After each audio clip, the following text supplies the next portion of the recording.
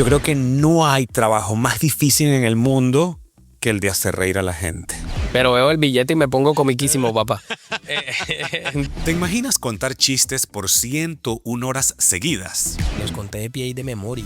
Pasó de ser policía a ganar concursos sin parar contando chistes, romper un récord Guinness y hasta ganar MasterChef sin saber cocinar. Con 30 años de trayectoria, hoy Peter Albeiro es uno de los comediantes más importantes de toda Colombia. La gente me dice que por qué soy tan serio y yo digo que es que gratis soy tímido. La risa lo cura todo. ¿Cómo pasas de la radio a la comedia y la comedia al primer millón tan joven? Y tengo un libro que se llama El sueño del millón de dólares, donde cuento cómo vendí zapatos, organicé encuentros de motos. Cuando la vida te presenta una oportunidad, tienes que agarrarla. Mi papá fue director de hospitales y de clínicas y me llevó casi con 8 años a ver una cesárea. Y me dice que karma estoy pagando, que mi hijo va a terminar siendo un simple cuentachistes. Terminas preso en Colombia. ¿Cómo hiciste para que no te mataran en la cárcel? Yo les cobraba 2.000 pesos a la semana y se llamaba TV Leiva. Esta conversación no es un chiste, es sobre oportunidades, dinero, miedo y salir adelante cuando todo parece estar perdido. Yo era el cuentachiste, pero yo me enteraba de todo. ¿Por qué te pones Peter Albeiro? ¿Te atreverías a ir a Viña del Mar? Cara a Cara con Rodner, el podcast, es presentado por Café 5 Gotas, el mejor café del Salvador. Y por Rodner Figueroa Style, la elegancia a tu alcance. Creer mucho en mí. La idea del retiro se me complica. Bien dicen, no hagas cosas buenas que parezcan malas. Uno tiene que escoger siempre el amor. Si esa persona pudo, yo también puedo. Porque es que lo que yo quiero es no estar. Apreciar todos los días lo que tengo. Dios primero. Se puede gastar, pero se puede invertir.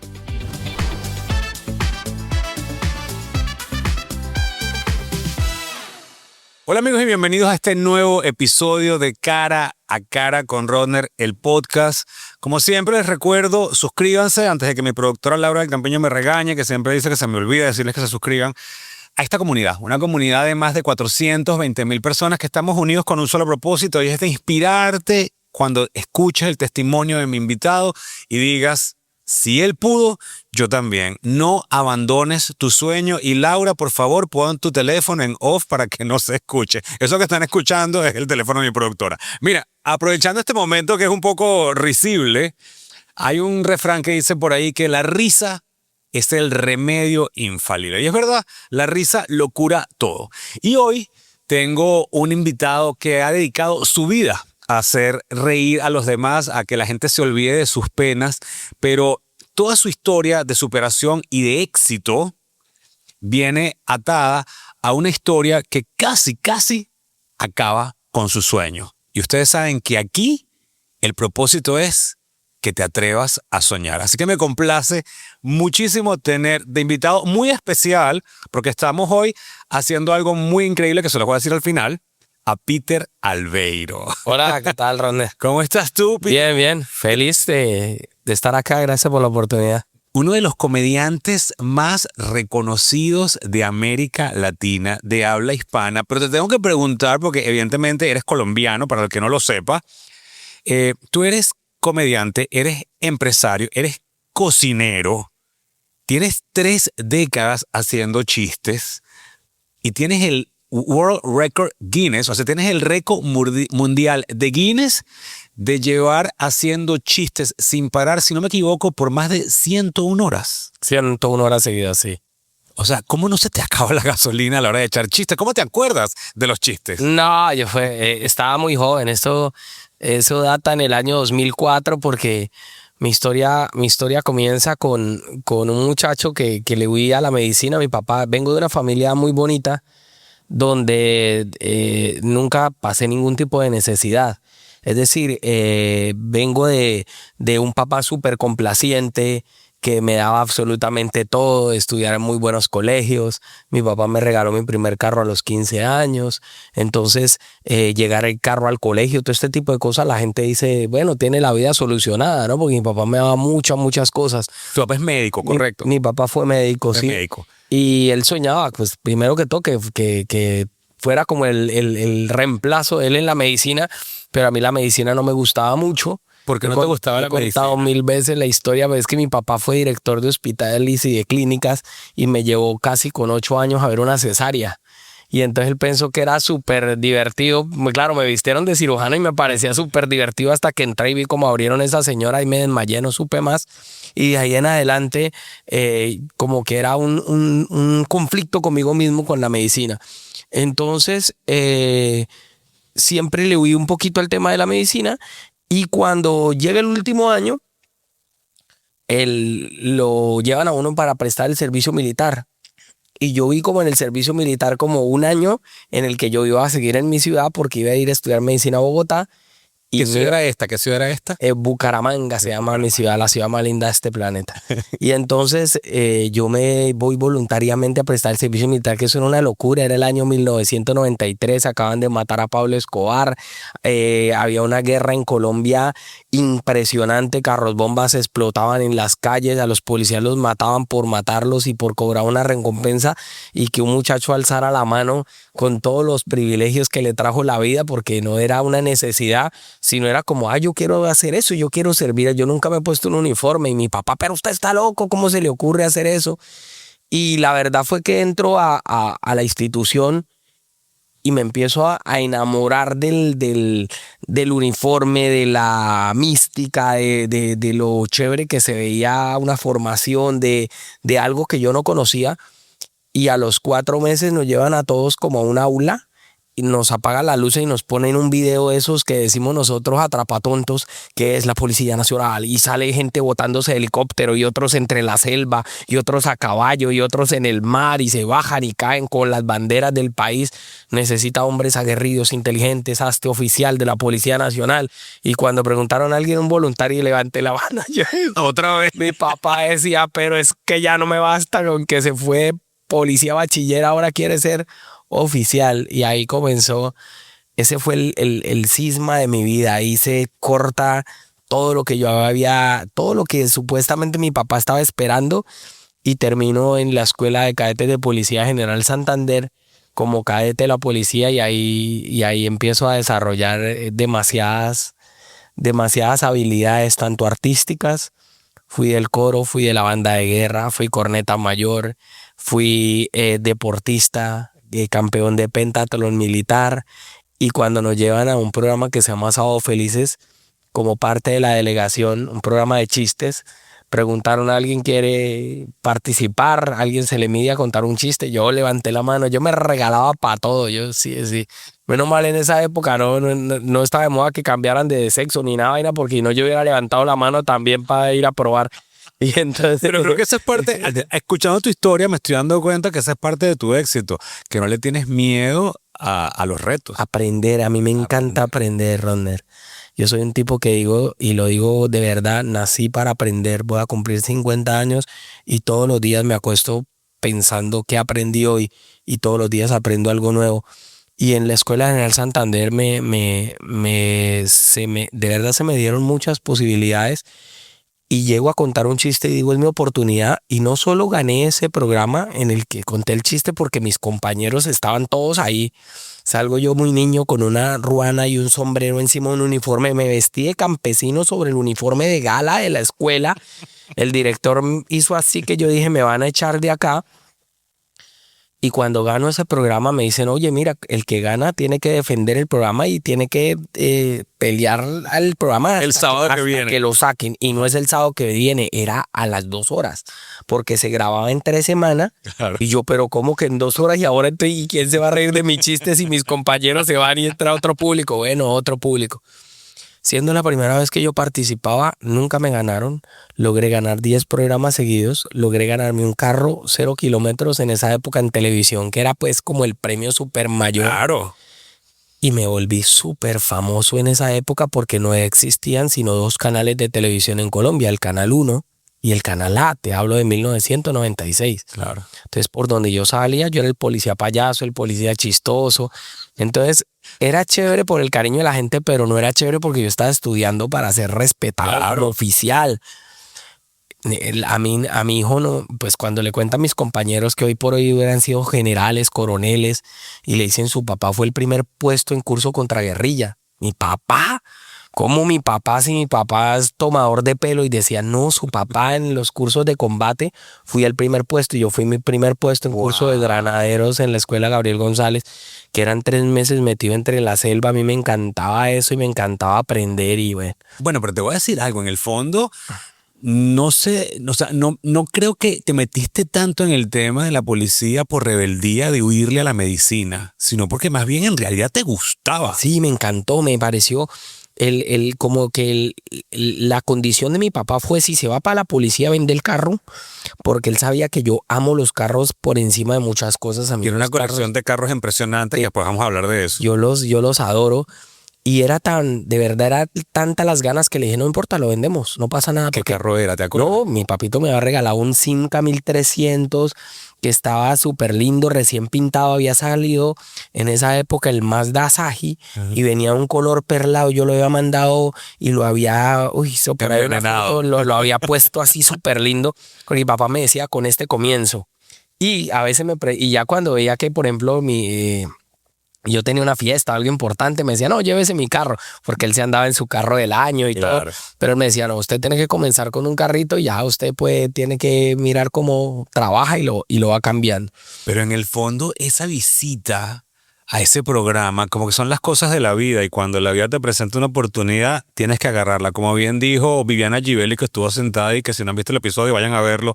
Cuando pase el autobús de las oportunidades, tú móntate y después decides si te bajas o no, pero atrapa la oportunidad. Eso está Ese bien. momento cambió tu vida para siempre. ¿Te recuerdas cuál fue el primer chiste que echaste? Yo no me acuerdo exactamente el primer chiste como tal, no me acuerdo. Debió ser una programa, ¿no te recuerdas? debió ser una bobada, por ahí lo han puesto en Caracol porque eran chistes de la época, como el tipo que llegaba gritando, mi amor, me gané la lotería, aliste la ropa y ella, ¿cuál? La de verano toda, se larga de esta casa.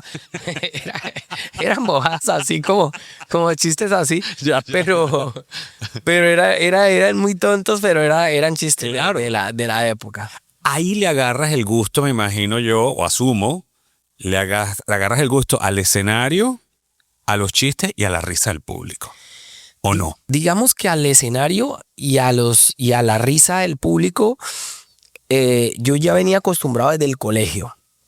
Porque tú eras en el colegio el payaso de la clase. El payasito, el artista, el declamador, el cantante, el que tocaba piano. Entonces las izadas de bandera, desde que me acuerdo a los 4 o 5 años, yo era Pimpinela, mi hermana era la que cantaba. Yo decía, a esa, ¿qué te aparta de mí? Yo, ¿qué quieres? Ve y dile, ¿qué cuenta? ¿Qué para qué? En mi lugar, y me pintaban barba y todo, y tenía 7 añitos. Entonces para mí subirme a un escenario ha sido parte de toda mi vida. Mi papá, muy conservador, muy conservador. No ven televisión entre semana.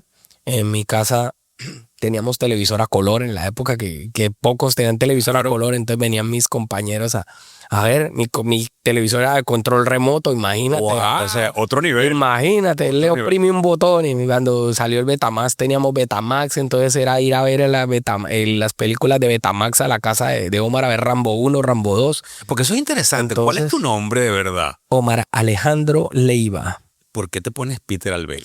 Peter Albeiro es el nombre de un personaje que sale con ruana y sombrero. Y yo decía, pues si salgo con ruana y sombrero, con un uniforme de policía y decir, bueno, me llamo Alejandro Leiva, como campesino no pega. Entonces, aunque mi historia, pues obviamente es una historia supremamente larga, es un recordarme a mí mismo que mi papá me hizo artista. Y digo recordarme a mí mismo porque la pelea más fuerte que yo tuve con mi papá fue cuando, después que me retiro de la policía, que sufrí un tema bastante complicado, me retiro de la policía, empiezo a estudiar Derecho en la Universidad Autónoma de Bucaramanga, tengo los mejores promedios, me becan por promedio y voy entrando a 8º semestre y me llaman de Bogotá a ofrecerme televisión y radio y le digo, me voy y creo que no voy a seguir estudiando, y él se viene muy fuerte conmigo y me dice que karma estoy pagando, que mi hijo va a terminar siendo un simple cuentachistes. Y entonces yo le digo, papá, ¿cuántos abogados hay en Colombia? ¿Cuántos abogados hay en el mundo? ¿Cuántos abogados hay en Bucaramanga? Cada facultad gradúa 400, 500 abogados por semestre. O bueno, facultad no, entre todas las facultades en Bucaramanga pueden graduar fácil 400 abogados por semestre. ¿Cuántos abogados hay ya? Muchos y muy buenos. Compañeros míos que son muy buenos abogados. Yo pude haber sido un buen abogado. pero ¿cuántos buenos comediantes hay en Colombia? ¿Cuántos buenos comediantes hay en Latinoamérica? Yo quiero ser uno de los pocos que de verdad hacen algo por el humor y lo llevan a otro nivel. Mi papá histérico, pero es que imagínense en lo que termina. Le dije, viejo, a mí me pararon en un escenario de que era pequeñito, me hicieron perderle el miedo al público, me hicieron perderle el miedo a todo, porque ahora se pone bravo cuando quiero agarrar un tiple, una guitarra, un micrófono y hacer algo para lo que usted me formó desde pequeñito. Porque a mí no me dejaban salir de la casa si no era el sábado y el domingo. Entre semana yo tenía que estudiar. Mi mamá me revisaba los cuadernos y yo tenía que aprenderme de memoria el cuaderno de lo que había aprendido ese día. No era estudiar. Mi papá decía que uno no estudiaba para un examen, que uno estudiaba para la vida. Entonces mi mamá, mi mamá era, tráigame el cuaderno de historia.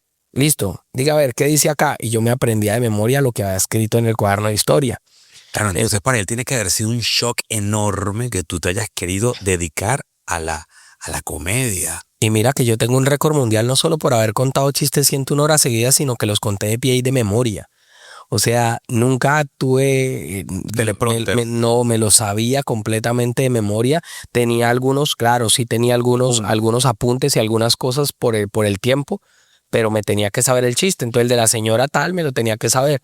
Tu papá al final se enorgulleció de lo que hiciste con tu profesión. Mucho. Mi viejito murió en el 2020 de un cáncer que lo agarró muy agresivo y me lo dejó saber muchas veces. Mi papá, aunque era un señor conservador, de esos que nunca le decían a uno te amo, te quiero, ven te abrazo, sino eso estuvo bien, tal, no sé qué. Y al final me daba besos en la frente, me decía, me siento muy orgulloso de usted. Y el ver no solo el éxito como comediante, sino también como empresario, porque siempre me enseñó, pues primero que uno tiene que ser honesto en sus cosas y segundo que el trabajo es la fuente de absolutamente todo, que las cosas no se consiguen fácil. Los valores que nuestros padres nos inculcan, que independientemente de la profesión que escojamos, si son los correctos, te sirven de herramientas valiosísimas para el éxito. Y ya veo que tu papá y tu mamá, ambos, te forjaron a que fueras un hombre de bien.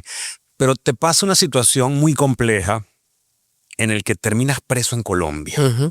Si puedes relatar qué fue lo que pasó y por qué terminas preso y cómo un policía sobrevive una cárcel en Colombia en esa época tan complicada. ¿Sabías que el buen café es como el buen vino? Por eso nuestro café 5 gotas cosechado en el volcán de Santa Ana a una altura extraordinaria es un café especial que tiene unos aromas maravillosos. Yo no puedo dejar de disfrutar cara a cara con Rodner sin probar café 5 gotas. Así que si quieres probarlo, visita 5gotas.com y descubre la delicia de este café. Tú sabes que hasta hace 3 o 4 años nadie sabía esa historia y nunca se había ventilado nada y me llegan a hacer un programa de perfiles y estamos así hablando como contigo y me siento cómodo hablando como estoy hablando contigo, Rodner. Y me dice la persona, oye, pero tú has tenido una vida súper chévere, o sea, nunca has pasado por ningún problema. Y me dan ganas de contarle y decirle, mira, aunque haya creído la gente que yo he tenido una vida solo llena de lujos, que sí la tuve, de amor, que sí lo tuve, los seres humanos, un día estamos acá y al otro día podemos estar por debajo del suelo. Y la situación es súper sencilla. Por causas de la vida, donde yo trabajaba en el comando de policía Tunja, un capitán jugando fútbol se lesiona una pierna. Él lo incapacitan y me llama el coronel y me dice, oiga, resulta que el capitán no puede estar este fin de semana, necesito que usted vaya y supervise un operativo en el que van a capturar a 2 personas. Ah, ok, vale. Yo voy al operativo, capturamos a las 2 personas, las 2 personas las llevamos al comando de la policía y eso era sin uniforme, de civil. Sí. Entonces yo llamo al coronel y le digo, mi coronel, ya capturamos a esta gente, positivo, le decomisamos unas armas, una droga. Ah, ok, perfecto. Me dice, vaya para donde el fiscal, vaya haciendo las actas mientras yo llego para hacer la rueda de prensa. Era un departamento pequeño donde eso era una noticia. Claro. Y estamos en el centro de Tunja. Yo me voy para allá El sargento que estaba en el operativo conmigo me dice que si mientras llega el coronel los dejamos en unos calabozos, en unos cuartos con rejas, que se le llaman calabozos allá, mientras el coronel llega. Los dejamos ahí, ellos están fumando y ahí al lado había unos insumos químicos y unas cosas, lanzan una colilla prendida y eso empieza a prender fuego, unos papeles y unas cosas ahí y el incendio se propagó muy rápidamente. Lo empezaron a apagar y explotó eso ahí. De las 2 personas se murió una ahí, uno de los policías resultó herido, también quemado por ayudarlos, y el otro murió 3 días en el hospital. Cuando pasa eso, yo estoy con un fiscal a unas cuadras muy lejos de ahí y el fiscal me dice, uy, cuando a mí me llaman por teléfono y me dicen lo que está pasando, yo le cuento al fiscal, Dios mío, pasó esto y esto, y me dice, pilas que ustedes se pueden meter en un problema. Tiene que ir a revisar, tiene que ir a cuadrar, que los atiendan, que todo esté bien y que las actas y todo quede, revise que todo queden bien, porque si ustedes no hacen bien el procedimiento, ustedes se pueden meter en un problema. Sí, efectivamente, cuando nosotros llegamos en el afán de lo sacaron, afortunadamente el testimonio de la persona que quedó viva y que desafortunadamente murió después, contó realmente cómo fueron los hechos, pero en la investigación duramos 27 meses, 2 años, 3 meses, mientras la investigación, privados de nuestra libertad, que no es un tema menor, y en esos 27 meses fue una época de muchísimo aprendizaje. Al final era lo que todos sabíamos que iba a pasar. Me absolvieron y cuando me absolvieron a mí, no solo a mí, a todos los policías que estábamos ahí, porque se logró demostrar que fue un accidente. ¿De qué los acusaban exactamente? Bueno, en primera instancia de homicidio, pues. O sea, de que ustedes mataron a 2 personas. Que había sido deliberado ese incendio, esa explosión. Sí, que incendio. Y luego el abogado de la contraparte, que es de esta gente que quiere, imagínate, es como que hablamos del Estado, es contra el Estado, es una demanda administrativa, entonces le querían meter de todo para que pues la policía, que era la última la que iba a pagar, y el Estado les pagara la indemnización a ellos. Entonces todos los delitos los fueron desvirtuando poco a poco hasta que ya. Y digo que yo, pues cuando yo lo conté como, oye, mira, a mí me pasó esto y yo no salí de resentido por el mundo a despotricar de la justicia. Y yo entendí que era una prueba que me había dado la vida para medirme qué tan valiente era, qué tan fuerte era, porque no era que estuviera ni en una guarnición militar, ni en una cárcel especial para policías, no. Por la gravedad de los delitos que nos acusaban, inocentemente nos mandaron a la cárcel común y corriente. O sea, nos tenía una justicia que llamaba justicia sin rostro. No era que yo tuviera influencias porque salía en televisión y era el policía chistoso, no, era que estaba metido en el peor problema de mi vida. Pero era tanta la tranquilidad y la conciencia tan tranquila que yo sabía que lo único que podía esperar era una absolución, porque no, o sea, el mismo fiscal, llaman al fiscal y dice, él estaba conmigo cuando lo llamaron. Claro, correcto. El testimonio del muchacho que dice, mi hermano estaba fumando tal, el policía nos ayudó. Entonces la abogada decía, no, pero es que él pudo estar bajo los efectos de la anestesia por el texto y puede ser que él no esté diciendo la verdad, sino que esté variando. Tú sabes cómo es el tema. Pero en el fondo, quiero pensar, por muy simpático que fuera el policía que echa cuentos, el policía simpático que sale en la tele, los policías en la cárcel tienen un precio sobre su cabeza. Uf, eso era terrible. ¿Tú tenías un precio sobre tu cabeza en la cárcel? Sí, total.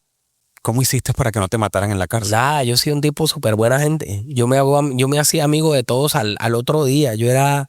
allá le dicen los delincuentes y la gente de mala educación le dice tombo a los policías. Que este tombo, ¿qué tal? Y yo, ay, viejo, pero...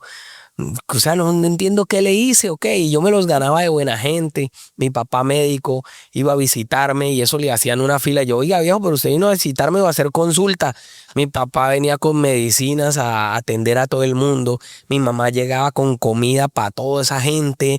Entonces me volvía, era el amigo, el consejero. Yo era un muchachito, a veces les contaba chistes, tenía una guitarra, les cantaba. Imagínate que me conseguí con el director un permiso para meter DirecTV. Y me dieron el permiso, sí. O sea, casi que una franquicia. Sí, o sea, yo compré un DirecTV y compré cable coaxial y conecté los que tenían televisor con un cable coaxial y por la noche yo ponía 1 o 2 películas. Y entonces yo les cobraba 2,000 pesos a la semana. Y se llamaba TV Leiva. Sí, en serio, yo hacía negocios así. Bueno, esto es parte crucial de este podcast, porque yo siempre les insisto a ustedes que oportunidades de negocio hay en todas partes. Muchas veces estamos presos de un trabajo, muchas veces que ni siquiera te gusta y no ves las posibilidades. Tuviste la posibilidad de hacer un negocio dentro de la cárcel. Sí, y no solo... ¿Cuánta plata hiciste en esa cárcel? Yo hacía plata a tal punto que a mí era de los pocos que la familia normalmente iba y le dejaban algo de dinero, ¿no? Yo antes tenía, no, mamá, no me traigas acá, yo hago plata. Yo tenía, porque luego se fue el muchacho que era el dueño de la mesa de billar y le compré la mesa de billar. Entonces yo tenía alguien que me administraba la mesa de billar y todo este tipo de cosas. Madera de empresario. No, yo siempre he sido un empresario. Y lo que pasa es que sí es bueno aclarar porque de un tiempo para acá estuvo preso. O sea, a la gente como que uno ve a alguien y dice, no, si está allá es por algo, si lo tienen allá es por algo. No, resulta que mucha gente inocente también ha pasado por circunstancias muy difíciles en la vida. Y eso tocó una vez la tragedia, a veces toca en tu puerta y hasta que no te toca que te secuestren un hermano, que le pase algo violento a un tío, que le pase algo feo a tu hermana, no entiendes el trasfondo de todo. Entonces, ¿qué aprendiste tú en la cárcel? Aprendí a valorar a mi familia más que cualquier otra cosa en la vida. Yo no sabía que mi familia me quería tanto hasta que llegó una Navidad y todos se reúnen en el pueblito que queda cerca, donde nada, absolutamente nada los podía unir la noche de Navidad, solo para ir al otro día a verme un ratico, ¿sabes? Y decirme, acá estamos, somos tu familia. Tiene que haber sido muy duro para tu mamá, para tu papá también, pero los hombres llevan estas cosas un poco mejor que las mujeres. ¿Cómo llevó tu mamá el hecho que tú estuvieras preso? Mi mamá es demasiado fuerte. Sí, mi mamá es muy, muy guapa, muy fuerte. Entonces siempre lo tomamos como, hijo, toca que aproveche. Yo estaba soltero, no tenía hijos, tenía toda la vida por delante y me puse a estudiar. Entonces, como yo ya había sido oficial de la policía y tenía varios semestres de Derecho, Criminología, Criminalística, Administración de Empresas, mi mamá me traía libros y yo empezaba a estudiar Historia, también me gusta, Politología, todo este tipo de cosas. Entonces me volví cristiano. En esa época no me duró demasiado el cristianismo. Pero te sirvió. Pero me sirvió muchísimo. Pero me parece increíble tu historia de cómo lo asumiste como un aprendizaje más que una pérdida de tu tiempo, porque esa edad perder el tiempo en una cárcel privada de tu libertad debe ser terrible. Pero asumo que en algún momento se habrás corrido o vivido situaciones extremas de peligro. Sí. Como qué te pasó que te recuerdas que dije, Cuando yo estuve, después de que primero me llevan a un lugar que es en Chiquinquirá, una ciudad cerca, de ahí me puse de revoltoso, hicimos un paro y todo porque queríamos que las condiciones de las personas que estábamos indicadas, es decir, que estábamos todavía en un proceso y la presunción de inocencia fuera diferente a las personas que ya habían sido declaradas culpables, porque se supone que el lugar donde estábamos recluidos nosotros era un lugar de sindicados y otro era el de condenados. Pero nos tenían el mismo horario, nos tenían las mismas restricciones y existían protocolos de Ginebra y existían algunos protocolos de jurisprudencia colombiana que hablaba de eso, sobre todo a los que habíamos sido funcionarios públicos además. Entonces conseguí que no nos levantaran a las 4 de la mañana, que no nos dieran almuerzo a las 10 de la mañana, que no nos dieran comida a las 3 de la tarde, que no nos encerraran a las 5 de la tarde. Porque a las 5 de la tarde te dejaban ahí metido hasta las 5 de la mañana, eran 12 horas de encierro solo. Entonces, cuando ya ganamos todo eso, un día me llamaron como, oye, que está bajo tu abogado. ¿Y qué? Tu abogado ni qué nada. Me subieron en un camión y me llevaron para otro lugar más duro todavía y llegar otra vez a hacer nuevos amigos y hacer te castigaron. Este tipo de cosas. Sí, claro. Y luego cuando tuve que regresar a la última etapa del juicio, no me recibieron en donde había estado, que porque yo había sido de los revoltosos que había cambiado eso allá. Entonces me mandaron para un lugar terrible y allá no me podían dar comida de ahí, que porque me podían envenenar. Entonces me tenía mi tía que ir a comprar la comida, me la dejaba y a veces no llegaba la comida en todo el día. O sea que pasaste hambre. No, pero no, digamos así como que, ay, Dios mío, me estoy muriendo del hambre. No, pero yo lo tomaba como una prueba, ¿sabes? Pero es que veo que todo lo que te sucede lo tomas como una prueba. Pero bueno, gracias a Dios superas esa prueba. Sí. Te declaran inocente. ¿Cómo retomas tu vida y cómo llegas finalmente a la comedia? Toda mujer quiere verse bella y elegante independientemente de su tipo de cuerpo. Y es por eso que en Rodner Figueroa Style hemos diseñado una línea de ropa ideal para que te veas estupenda. Por eso te invito a que visites rodnerfigueroa.com y descubras la elegancia a tu alcance. Normal, el 28 de agosto del año 2000, me dicen, listo ya, salí, me estaba esperando mi familia, todo el mundo tal, y yo, bueno, ¿cuál es la lloradera si se supone que tenemos que estar felices, tal? Al otro día, regresar a Bucaramanga, mi papá me dijo, hijo, usted sabe que cuenta conmigo lo que quiera, se va a poner a estudiar, perfecto, pero yo ya venía con una visión diferente de la vida. ¿Qué edad tenías en ese entonces? Bueno, imagínate, estamos hablando del 2023, 22, 23 años. Y durante esos años que estuve y que estudié tantas cosas, pensé mucho en el humor, en la comedia, en una oportunidad que me había dado la vida. Entonces dije, me voy a convertir en un buen comediante. Tenía colección de chistes, comienzo a trabajar en radio a medida que voy haciendo y empiezo a hacer mis primeras maratones de chistes. Fue muy bonito porque los compañeros míos, los que trabajaron conmigo en televisión, fueron a visitarme muchas veces. Entonces siempre era la moral, era todo el mundo, nadie se explicaba por qué llevaba yo tanto tiempo ahí, por qué no me habían dejado ir. Y yo digo, Dios te tiene el tiempo necesario. O sea, Dios neta, el tiempo que tú necesitas estar ahí, ese era el que yo tenía que estar. Y ya, sencillo. Pero usted, ¿por qué todavía está aquí? Pues porque toca esperar. Pero ¿cómo así? Sí, bueno. Es que me parece increíble porque yo siempre digo que uno quiere sus tiempos, pero Dios dispone de tu tiempo. Sí. Para cuando tú estés listo y hayas atravesado las pruebas que tienes que superar para llegar a donde tienes que llegar. Sí, total. Y si tú esa prueba no la superas, te la repiten, como el colegio. Pero tú encuentras en la comedia un cambio de 180 grados en tu vida que, si no me equivoco, con tan solo 28 años, tú llegas a alcanzar tu primer millón. Sí, nosotros... ¿Cómo fue eso? ¿Cómo pasas de la radio a la comedia y la comedia al primer millón tan joven? Lo que pasa es que yo, aparte de ser comediante, siempre he sido empresario. Y yo siempre pongo en una balanza tanto lo que me edifica como persona, como profesional, como también lo que me puede generar dinero. Entonces yo convencí al gerente de un supermercado que me dejara en la mitad del supermercado poner un escenario, que yo iba a contar chistes durante 40 horas seguidas. Él me dio la oportunidad de que yo hiciera una charla a todos los proveedores para ofrecerles publicidad. Y cada publicidad yo la cobraba, cada hora costaba. Entonces, si yo tenía una camiseta de un refresco, si tenía una camiseta de harina, si tenía una camiseta de, no sé, de un café, si tenía una camiseta de lo que fuera, esa hora estaba patrocinada por tal. Entonces yo tenía 40 diferentes patrocinadores brillante. Y no tenía que vender un solo ticket, no tenía que esperar. La gente igual iba a llegar a mercar, se iban a quedar ahí todo el día. Y empecé a hacer eso así en giras nacionales. Entonces me decía la gente de Pastas Doria, me decía, quiero ser la pasta exclusiva del evento. Ah, ok, te va a costar un poco más, no importa. Entonces llegó Movistar y llegó Comcel y me dijeron, queremos ser el operador tal para que los mensajes de texto que llegan en esa época dándote ánimo lleguen por un Movistar. Mando un mensaje de texto Movistar al código tal, escribe Movistar y tal.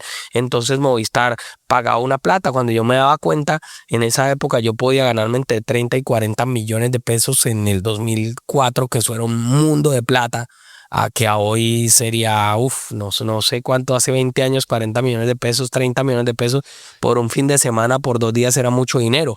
Y si a eso le sumas que yo ganaba por la radio, ellos transmitían y me pagaban el 40% de lo que ellos vendieran en publicidad. Y entonces mandaban un animador a las calles afuera para que dijeran, estamos desde la super tienda de la bodega, no sé qué, donde a esta hora estamos escuchando los chistes de Peter, invitamos a los oyentes y tal. Venga, ¿qué chiste fue el que más le gustó? El que más le gustó fue tal. Entonces generamos todo un fenómeno comercial, claro, alrededor de un y de tipo mercadeo. alrededor de un tipo que contaba chistes. 19 veces hice 40 horas, una vez hice 66 horas y cuando hice las 101 horas ni te puedo contar cuánto dinero nos llegamos a ganar con eso. Era un canal de televisión transmitiendo en directo, eran 4 emisoras de radio transmitiendo para Bucaramanga, era una emisora de las emisoras de la policía transmitiendo a nivel nacional.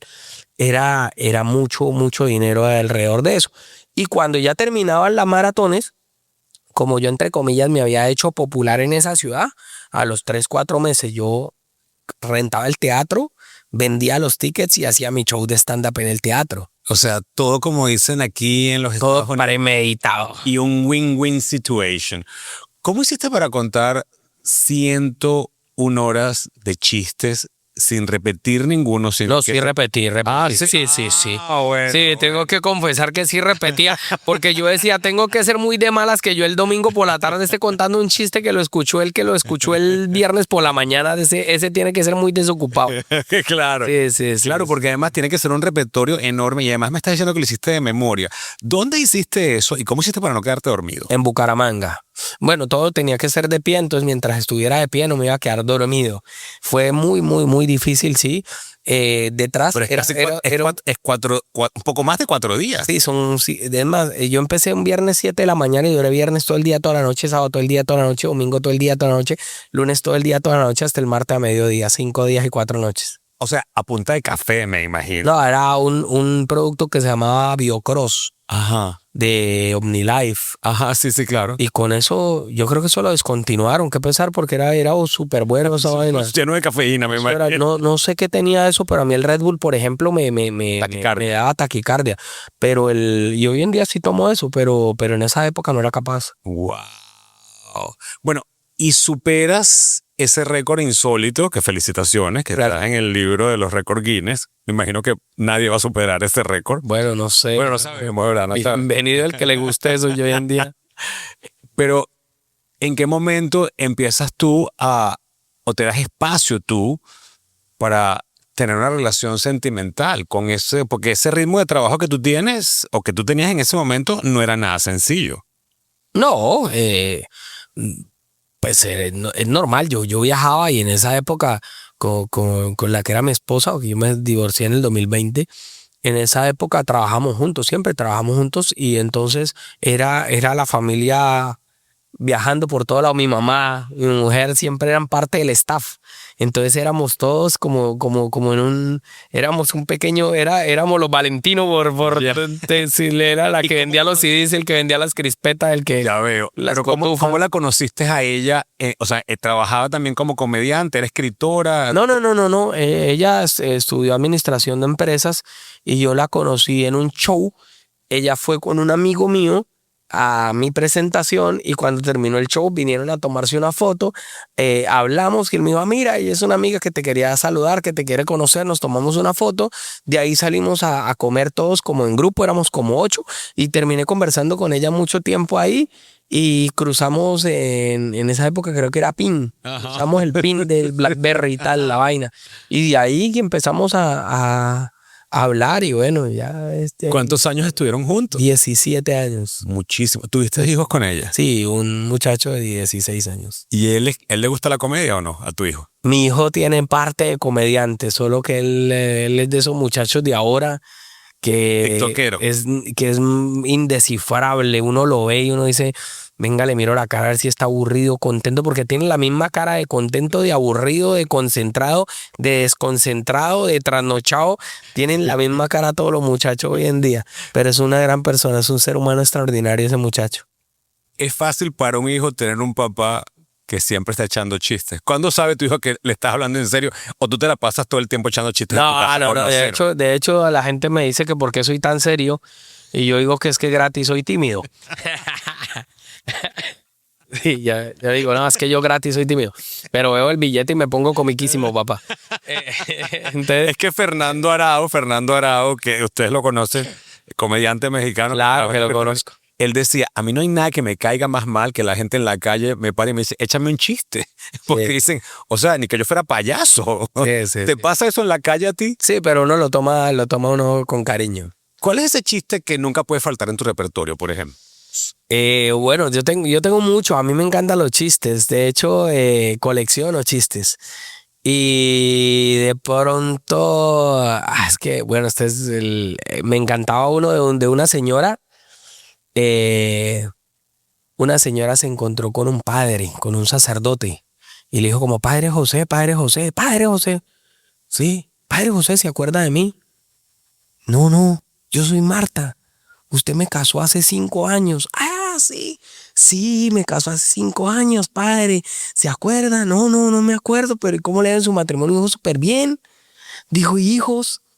Dijo, no, padre, desafortunadamente todavía Dios no nos ha dado la bendición de los hijos, pero bueno, será esperar. Digo, ay, ¿sabe que yo mañana viajo a Roma y voy a prender una vela para ver si ustedes pueden tener hijos? Y ya, y quedó así la conversación. Cuando un día el padre va por la calle cuando ve como la señora y Marta, Marta, ¿qué hubo? Ah, ¿qué hubo, señor? ¿Qué tal? ¿Cómo le va? No, yo soy el padre. Dijo, sí, sí, yo sé quién es usted. Digo, ay, pero todo está bien. Digo, no, es que yo me acuerdo que me encontré con usted. ¿Y cómo le parece, padre, que me encuentro con usted y a los 2 meses quedo embarazada? Trillizos, padre. Y voy saliendo de los trillizos y vuelvo, quedo embarazada. Mellizos, padre. Y ahorita estoy esperando trillizos otra vez. ¿Cómo así? ¿Y su esposo no está en Roma tratando de apagar esa porquería?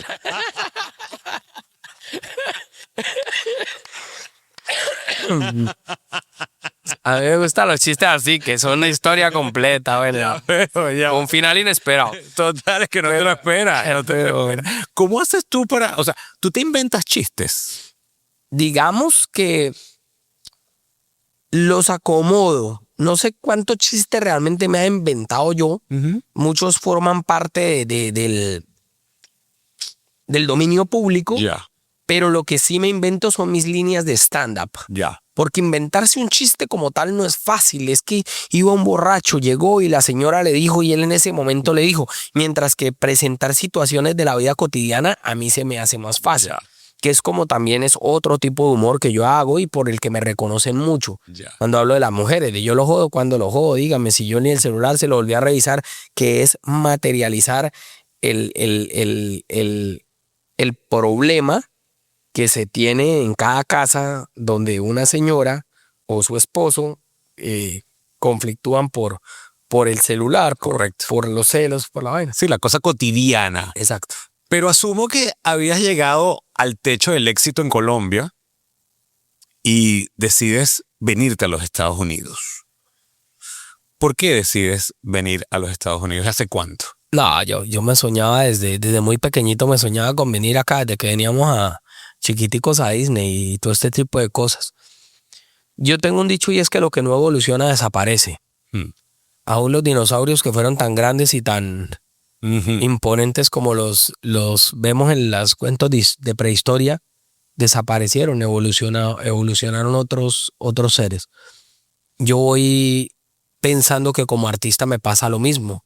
Si yo ya era el que quería ser contando chistes, si yo ya había llegado como cuentachistes a lo máximo que yo hubiera querido ser y podía ser, que era el récord mundial contando chistes, pues tenía que abrirme un espacio en otro ámbito y entro a los teatros porque el gran Andrés López nos mostró que los teatros también eran un lugar para nosotros. Vengo de una escuela donde a los que contábamos chistes nos llevaban a los bares y a las discotecas donde la gente está tomando whisky, y de hecho tengo varios problemas cuando en algunos lugares en los que yo me voy a presentar hay un bar y digo yo no me presento si la gente está consumiendo licor.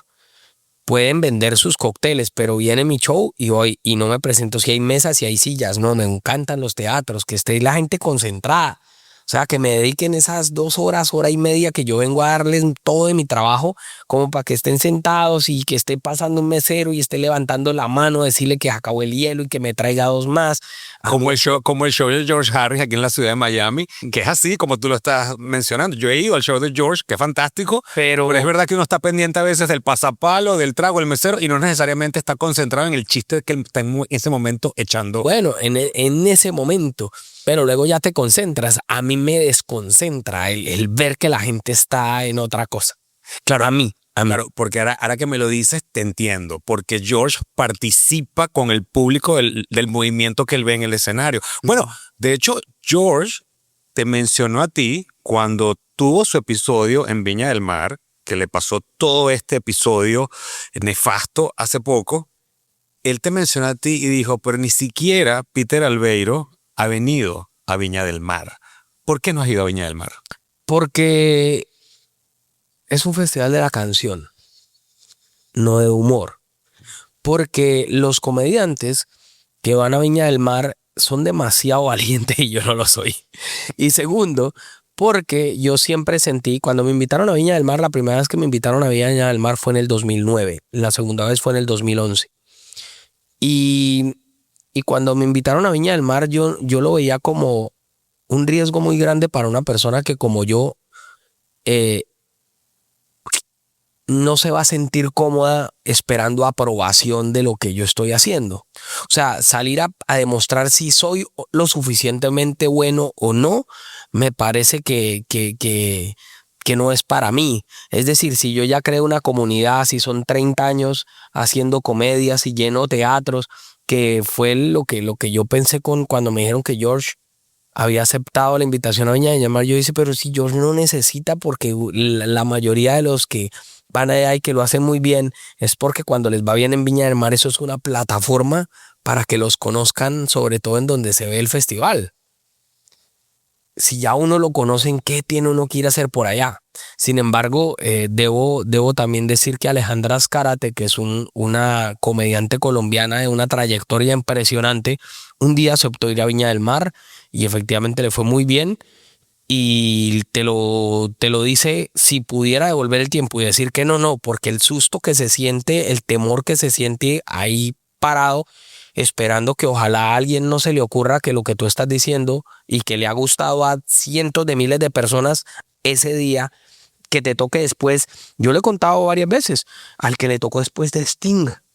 Imagínate, termina de tocar Sting en Viña del Mar. Sting.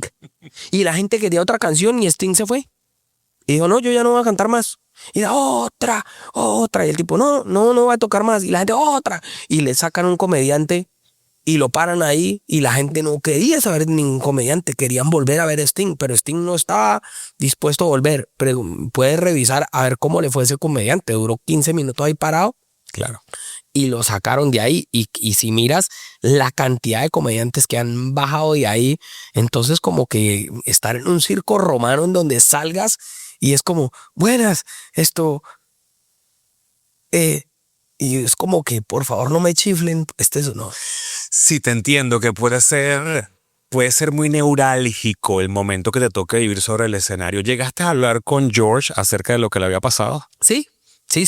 Y fue increíble porque yo lo conozco hace muchos años y lo admiro de manera superlativa. En el año 2014 yo estaba haciendo mi temporada en el Teatro Trail. Marisol Correa, gran amigo mía. Eso era en la ciudad de Miami, en la calle 8, que es un teatro célebre de la calle 8, donde siempre se ha hecho buen teatro. Y George empezaba en un pequeño lugar que se llama Catarsis, donde 60, 70 personas iban cada jueves y ver hoy todo lo que ha construido. Y vi a George empezar ahí y cómo nos superó y nos dejó botados a todos. Y me alegró mucho, me invitó varias veces a su show, fui a su show. Y yo me estaba presentando en Denver el día que él estaba en Viña y le mandé un mensaje por WhatsApp justo 5 minutos antes de que él se subiera. Yo estaba en un escenario y estaba pendiente del celular, me contestó de una forma súper bonita y siempre le deseé lo mejor. Obviamente el sentir de todos nosotros fue que fue demasiado duro desde mucho antes de que él desde antes de que él De que pisara el escenario. desde que pisara el escenario ya había demasiado prejuicio, demasiada cosa, demasiada vaina en el entorno. Entonces, nada, me encanta Santiago de Chile, he ido y volveré muchísimas veces porque es un público maravilloso, pero son pruebas y son cosas que siento que a veces están también aisladas del trabajo y son pruebas que como a mí en cierta situación y a un grande como George le debieron pasar por algo y el aprendizaje que me imagino que se llevó para su vida también lo es. Desde luego que sí. Mira, nosotros tenemos una fundación que se llama We Love Foundation, pero la raíz de ella es I Love Venezuela Foundation. Y una de las cosas que nosotros hacemos es reconocer el talento de venezolanos que han trascendido y que han hecho las cosas bien. Y este año tuvimos la fortuna enorme de poder reconocer el trabajo de George como parte de un venezolano que nos representa. Sí, Entonces, para nosotros, como parte de nuestra comunidad, fue darle un aplauso de pie a George por su trabajo, independientemente de lo de Viña, que fue a posteriori. Pero yo creo que no hay trabajo más difícil en el mundo que el de hacer reír a la gente. total, y cuando tú dices que lo representa a ustedes como venezolanos, yo me incluyo porque nos representa a nosotros como comediantes también. Y la primera vez que yo me presenté en Caracas, que era un sueño hecho realidad, casi 30 años de comediante y nunca me había presentado en Caracas, y ese día en el Centro Cultural de Chacao saqué la foto de Marco y de George y de Nando y de algunos y dije, quiero dedicar este show a ellos porque de ellos he aprendido a amar a los venezolanos y me han enseñado cómo con la comedia se puede amar a gente tan pana y tan bella como los venezolanos. Y mi esposa hoy en día es venezolana y mi suegra y la familia de ella y es una gente tan bonita que de verdad te muestran el sentido del ser buen amigo. Sí. Y hoy por hoy casi que todos mis mejores amigos y la gente con la que comparto mucho es venezolana. Bueno, cuéntame cómo conquistaste a esa venezolana, cómo fue ese episodio. Bueno, nosotros nos conocimos, yo tenía un dealer yo tengo varias empresas acá de carros, ella es periodista y trabajaba en las redes sociales del dealer y eso, y ahí comenzamos como a cruzar palabras y este tipo de cosas. Y en la pandemia a mí me golpeó muy, muy duro. Se me murió mi papá. La compañía de renta de carros cerró un tiempo porque el aeropuerto cerró. Se me vino abajo todo en todo en la vida se me vino abajo. Y comencé a ver en ella un soporte más allá de que estaba pendiente. Hola, ¿cómo te sientes? ¿Cómo estás hoy? Y bueno, empezaron como a surgir las cosas y cuando ya empezó de nuevo a fluir la economía y las cosas, empezamos a trabajar juntos y hemos hecho un equipo más allá de una familia. Es una mujer maravillosa que me ayudaba a sacar adelante mis sueños y a no dejar morir los que casi se me mueren porque mis sueños iban a quedar ahí. Porque lo dices y es cierto, no todos los emprendimientos son fáciles. Yo siempre digo que hay que tener mucho valor y mucha fe en uno mismo para sacar adelante un emprendimiento. ¿Qué has aprendido cuando un emprendimiento o algo que has hecho, porque sé que también eres amante de la cocina, por ejemplo, y has tenido creo que restaurantes inclusive, Sí. cuando uno no le va bien, ¿cuál es la actitud mental para sobresalir de ese atasco y seguir hacia adelante? Yo creo que cada persona debe empezar a conocer en qué ámbito está cómodo y se siente bien. A mí toda la vida me gustaron los carros, toda la vida he sido amante de los carros. Para mí los carros es como una forma de vida. Yo en la universidad compraba mi carro, lo arreglaba un poquito, le ponía cosas, lo vendía y así, compraba otro y vendía y compraba carros. Mi compañía principal es una compañía de renta de carros, pero también los compro, los vendo, los rento, le doy la vuelta. Luego abrí una compañía de renta de yates. Entonces, cuando vienen los turistas que rentan en mi compañía, les doy un bono de descuento por si quieren dar un paseo en yate, y en la pandemia cuando no habían restaurantes y cuando no habían discoteca, los yates eran un súper negocio. Entonces vendimos algunos carros y los llevamos. Luego ya los carros cumplen cierto ciclo donde ya hay que venderlos porque ya tienen las millas o empiezan a de pronto a verse ya un poco deteriorados, los arreglamos y los saco y un dealer mío los vendemos. Entonces generé un círculo de negocio. Sí. Todo lo tuyo es circular por lo que veo. Y tengo un libro que se llama El sueño del millón de dólares, donde cuento cómo vendí zapatos, organicé encuentros de motos. Escribí ese libro hace ya muchos años, es bestseller, pero lo abro desde las palabras coloquiales y la realidad de cualquier emprendedor como yo, que un día dice: hombre, quiero ganarme un dinerito extra vendiendo algo, como que vendiera. Y ahí es donde vienen mis consejos. A veces nos dejamos llevar porque una amiga mía está vendiendo fajas y a ella le está yendo bien, entonces yo creo que es el negocio es vender fajas, pero yo no tengo ni el tiempo, no me gusta, no tengo los seguidores de ella, de pronto no tengo el cuerpo de ella, de pronto no tengo el carisma y de pronto no me funciona. Todos los productos no son para las mismas personas. Hay que ver en qué te sientes cómodo, vendiendo, qué te sientes cómodo haciendo. A mí el real estate no me gusta ni poquitico. Y lo traté y lo busqué y todo. A mí me gustan los carros. Porque vamos a poner un ejemplo muy coloquial y sencillo. Si un apartamento, que no lo vale, pero vamos a decir que un apartamento cueste $100,000. Y resulta que un apartamento costó $100,000 y lo voy a rentar en 1,000. ¿Sí? Que es el 1%, que eso ni siquiera lo da el 1%. Con esos mismos 100,000 yo puedo comprar 5 o 6 carros que me dejan el 60% al año, y el día que necesito hacer un negocio y necesito 20,000, pues no tengo que vender una puerta o la cocina o vender un cuarto, sino vendo un solo carro o 2 y tengo dinero extra. Entonces la gente mete demasiado dinero solo en una cosa. Y como yo conozco de mi negocio, pues lo hago producir así. Pero claro. tú nunca estudiaste administración de empresas. Sí, yo soy administrador de empresas de la Escuela de Administración de Negocios. Como te decía, hice octavo semestre. Al final sí hiciste tu carrera completa entonces. Sí, administración de empresas. Yo terminé con un convenio que había en la Policía Nacional y la EAN. Ya. Sí. Pero también tienes el olfato para saber cómo hacer que el negocio sea circular. Sí, es un ejercicio financiero. Entonces, yo me gano MasterChef en el 2018, que eso es otra historia que daría como para 5 capítulos más. Ok, pero yo no tenía. ¿Por qué te invitan a MasterChef? Porque yo agarré un año sabático. Yo agarré un año sabático en el 2018.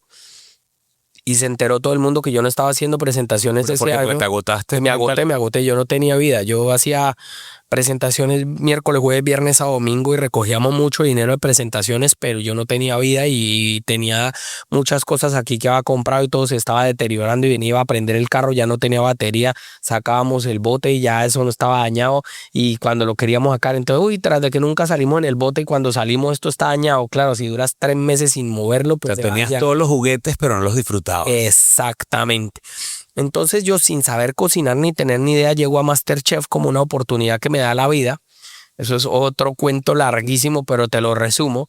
Veo una oportunidad y termino tomando clases de cocina, empiezo a darme cuenta que esto es chévere y termino ganándome MasterChef. O sea, termino ganando todos los capítulos de MasterChef, termino ganándome MasterChef. Y empecé a aprender a cocinar. Cuando salgo de MasterChef, todo el mundo decía: este tipo va a montar un restaurante. Pero pasaron 5 años para que yo abriera el restaurante, porque yo necesitaba todavía aprender mucho más y aprender de la industria. Es que no es el restaurante, no es el que cocina, es el que administra el restaurante, los inventarios. Que por si ustedes no lo saben, es uno de los negocios que más fracaso hay. No. La gente abre restaurantes y quiebra rapidísimo. Bueno, tengo 3 y estoy que cierro uno ya en cualquier momento. De verdad. Y vuelvo y digo, tengo un amigo que tiene un libro que se llama Prohibido Rendirse. Ajá. Y la gente piensa que el prohibido rendirse es no de mala, no, y darse contra una pared y no, es que no me puedo rendir y sigue dándose contra la pared. Es prohibido rendirse, es el sueño que uno tiene, lo cuenta él, lo puedes alcanzar de 1000 maneras. Pero a veces darte cuenta que ese no es el camino, no es renunciar al sueño, es renunciar a ese pequeño proyecto que ya te diste cuenta que no funciona. Entonces, a ese peldaño de tus sueños. Exacto. Entonces, ¿qué hago yo para los que tienen negocio? Yo soy Mr. Excel.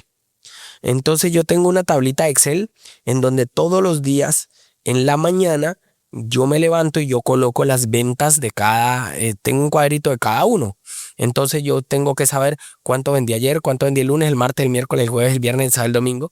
Identifico cuál fue el peor día de la semana, cuál es el mejor día de la semana para empezar a atacar si realmente mis peores días son los miércoles, si mis peores días son los martes, si mi peor día es el lunes. Tengo que saber qué puedo estar pasando los lunes y cómo lo mejoro. Si mi mejor día es el sábado, cómo mantengo que sea el mejor día, qué hice este día para que fuera tan diferente, porque mucha gente dice, oiga, hoy ya es 21 de agosto, 21 de octubre, hermano, y yo creo que vamos como mal.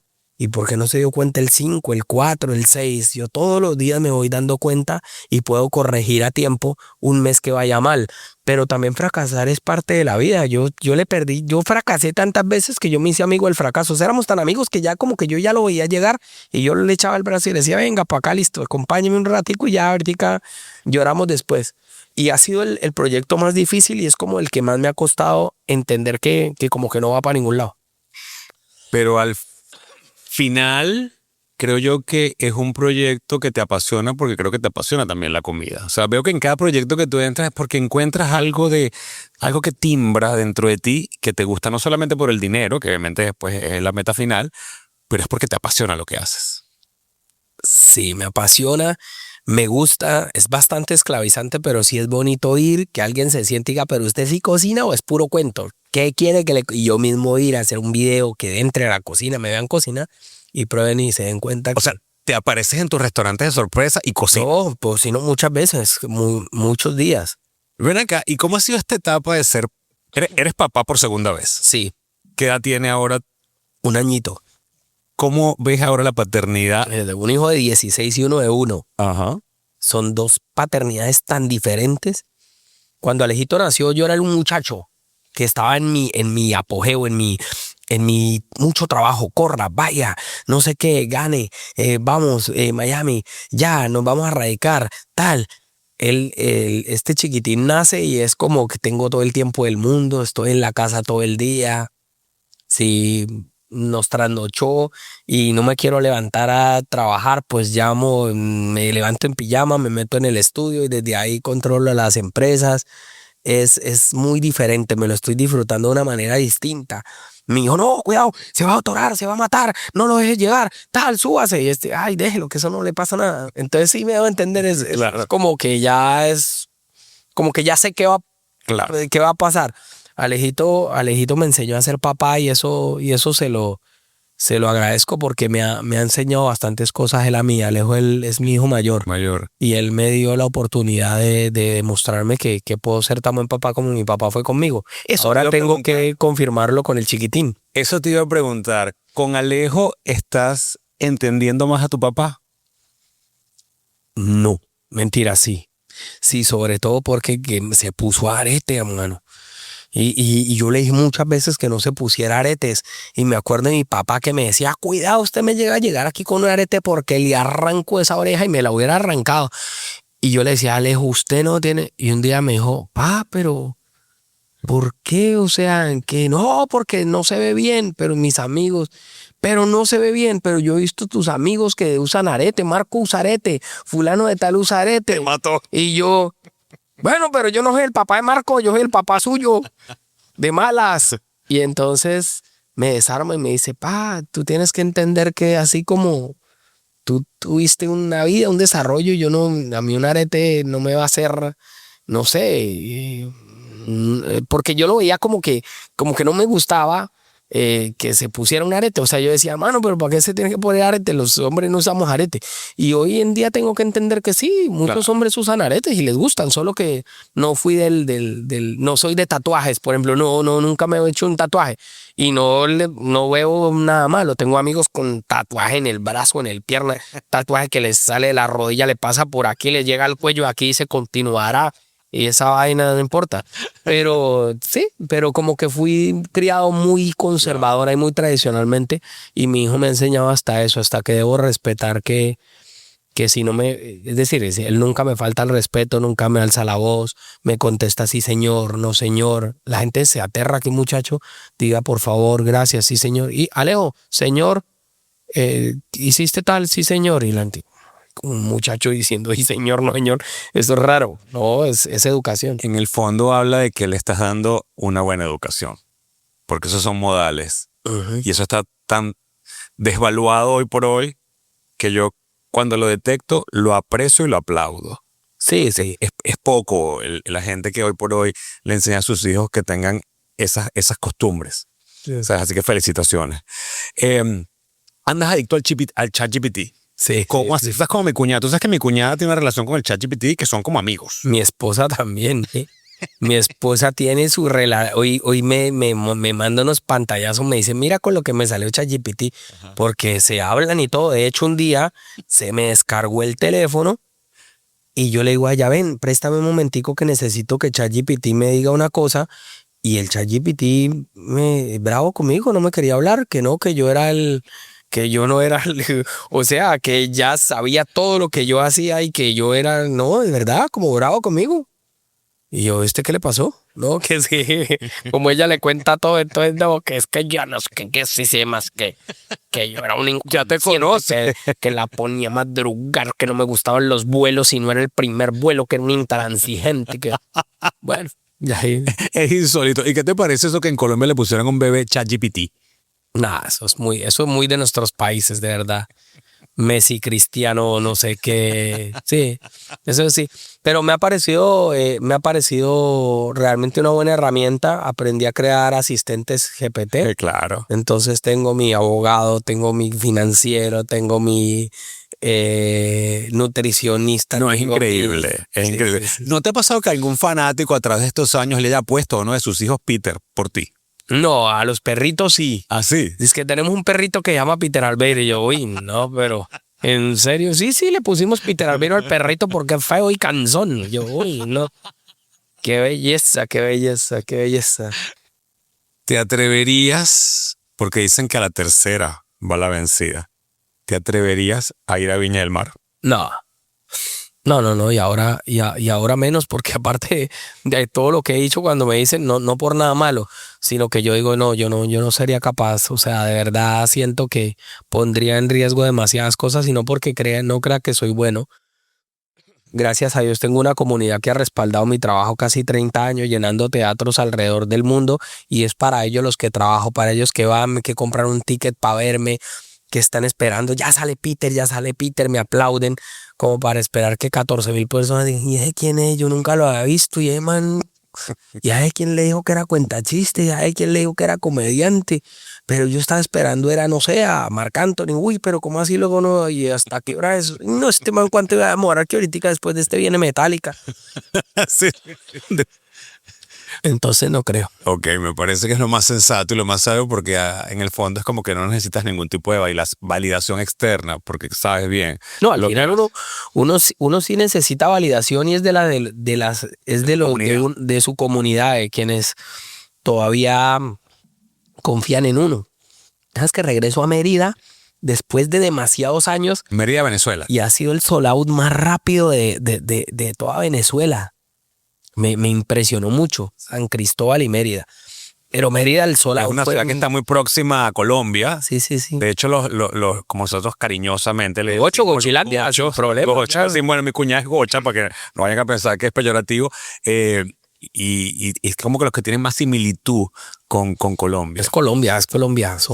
Somos de los mismos y tengo grandes amigos en Mérida y estoy muy emocionado por volver y que se han agotado las entradas tan rápido para un show mío allá después de 12 años. Qué maravilla. Ven acá, y esa alianza que hiciste con Juancito, que ustedes tienen un podcast que se llama...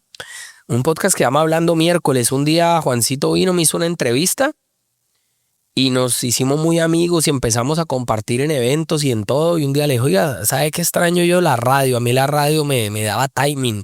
Yo me sentaba por la mañana en la radio y estaba enterado de las noticias porque así en el programa yo fuera el de los chistes únicamente. Uno, ¿qué pasó? ¿Cómo? ¿Y cuándo? Y uno ahí sentadito se enteraba de todo y se agarraron. Y el presidente dijo y uno estaba enterado de todo. Yo era el cuentachiste, pero yo me enteraba de todo. Yo salía, no, imagínense que firmaron un decreto que no, ¿y cómo sabe? No, yo trabajo en radio. Eso me parecía chévere porque era una rutina todos los días. Y ahí le dije, deberíamos hacer algo juntos. Y él me dijo, yo tengo un proyecto para hacer algo que se llame Hablando Miércoles. Y le dije, ese soy yo. Y empezamos juntos y ya llevamos 1 año y medio y ha sido muy bonito porque es hablar juntos de las culturas y cómo al final somos iguales.